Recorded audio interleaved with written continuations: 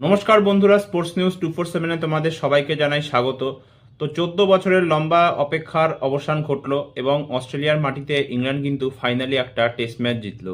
এর আগে 18টা ম্যাচে একটা ম্যাচ ওরা জিততে পারেনি, 16টা টেস্ট হেরে গেছিল ইংল্যান্ড, আর দুখানা টেস্ট কিন্তু ড্র হয়েছিল। বাট যাই হোক, খুব একটা ক্লিনিক্যাল পারফরমেন্স আমরা দেখতে পেলাম ইংল্যান্ডের বোলারদের কাছ থেকে এই ম্যাচে, যে কারণে ওরা কিন্তু জিততে পেরেছে। একটা খুব বোলিং ফ্রেন্ডলি পিচ ছিল, তবে ইংল্যান্ডের বোলাররা খুব দারুণ বোলিং করেছে। যদি ম্যাচের কথায় আসি, তাহলে ইংল্যান্ড ফার্স্টে টসেইতে বোলিং করার ডিসিশন নেয় এবং অস্ট্রেলিয়ার শুরুটা কিন্তু ভালো হয়নি, ওদের কোনো ব্যাটারই সেরকম দাঁড়াতে পারেনি। মাইকেল নেসের অস্ট্রেলিয়ার হয়ে সবচেয়ে বেশি স্কোর করে ফার্স্ট ইনিংসে এবং মাত্র 152 রানে কিন্তু অস্ট্রেলিয়ার পুরো ইনিংস গুটিয়ে যায়। আর ইংল্যান্ডের হয়ে যদি আমরা বলি, তাহলে জো স্টং 5খানা উইকেট নিয়েছিল, এছাড়াও গাস অ্যাটকিনসন কিন্তু 2খানা উইকেট নিয়েছিল। তারপরে যখন ইংল্যান্ড ব্যাটিং করতে নামলো, ভেবেছিলাম যে হয়তো ইংল্যান্ড ফাইট ব্যাক দেবে, মেবি 250 রান স্কোর করে দিতে পারে। বাট ইংল্যান্ড কিন্তু এই ম্যাচেও ফার্স্ট ইনিংসে ব্যাটিং করতে একদমই পারেনি। পুরো ইংল্যান্ডের ইনিংস 110 রানে গুটিয়ে যায়। হ্যারি ব্রুক 41 রান স্কোর করে, আর লাস্টের দিকে গাস অ্যাটকিনসন নামে একটা ইম্পর্টেন্ট ইনিংস খেলে, তার জন্য ওরা 100 রান পেরোয়। নয়তো তো একসময় মনে হচ্ছিল যে 100-র আগেই কিন্তু ওরা অল আউট হয়ে যাবে। বাট যাই হোক, 110 রানই পেরোতে পারলো এবং একটা খুব ভালো বোলিং আমরা দেখতে পেলাম অস্ট্রেলিয়ার থেকে। মিচেল স্টার্ক 2খানা উইকেট নিয়েছিল, এছাড়া মাইকেল নেসের 4খানা, স্কট বোলার 3খানা উইকেট নেয়।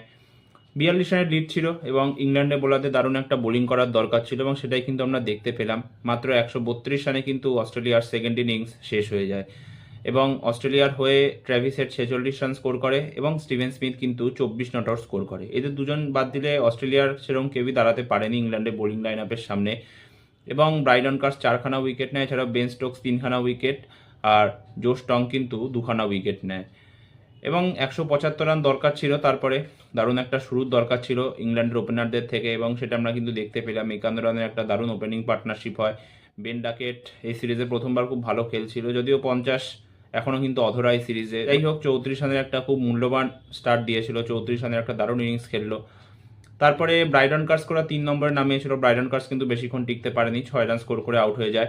বাট তারপরে একটা 47 রানের ইম্পর্টেন্ট পার্টনারশিপ হয় থার্ড উইকেটে জ্যাক ক্রলি আর জ্যাকব বেথেলের মধ্যে এবং জ্যাক ক্রলি তারপরে আউট হয়।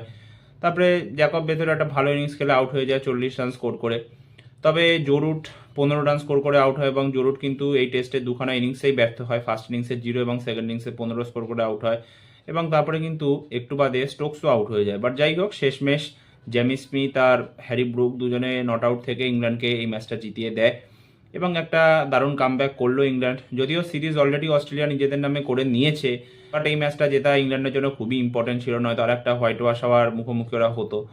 এখন দেখার এটাই যে লাস্ট ম্যাচটাও ইংল্যান্ড জিততে পারে কি নাকি অস্ট্রেলিয়া দারুণ একটা কামব্যাক করে।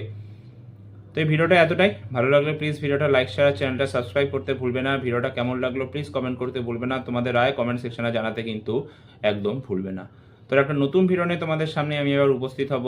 ধন্যবাদ।